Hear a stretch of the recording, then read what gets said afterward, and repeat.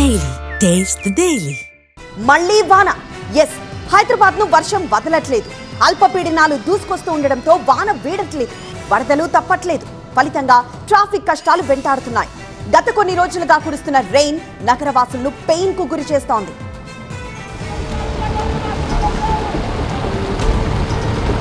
భాగ్యనగరంపై వరుణుడు మరోసారి విరుచుకుపడ్డాడు.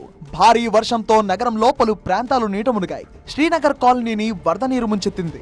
రహదారులు కాస్త వాగులుగా మారిపోయాయి. బంజారాహిల్స్ లో కూడా సేమ్ సీన్లు కనిపించాయి. పలు కాలనీలు, బస్తీలు నీట మునిగాయి. భారీ వర్షంతో కూకట్పల్లి ఏరియా తడిసి ముద్దయింది. హైదరాబాద్ లోని కృష్ణానగర్ పెద్ద చెరువుగా మారిపోయింది. కాలువల్లా మారిన వీధుల్లో జనం తీవ్ర ఇబ్బందులు పడుతున్నారు. అటు హిమాయత్ సాగర్ లోనూ డ్రైనేజీలు పొంగిపొర్లుతున్నాయి. దీంతో పలు బస్తీలు నీట మునిగాయి. ఇక పంజాగుట్ట, అమీర్పేట్, ఎస్ఆర్ నగర్ లో కూడా భారీ వర్షం కురిసింది. ఫిలిం నగర్ లో భారీ వర్షంతో జనం ఇబ్బందులు పడ్డారు. ఎల్బీ నగర్, హయత్ నగర్, అబ్దుల్లాపూర్ మెట్లో జోరు వానతో జనం బెంబేలెత్తారు. మణికొండ, గచ్చిబౌలి, హైటెక్ సిటీ, నానక్రామ్గూడ ఏరియాలను వర్షం వణికించింది. ఎర్రగడ్డ, బోరబండ, యూసఫ్గూడ, సనత్ నగర్, మూసాపేట్ లో పలు ప్రాంతాలు నీట మునిగాయి. కేపీహెచ్బీ, మియాపూర్ లోనూ ఇదే పరిస్థితి కనిపించింది.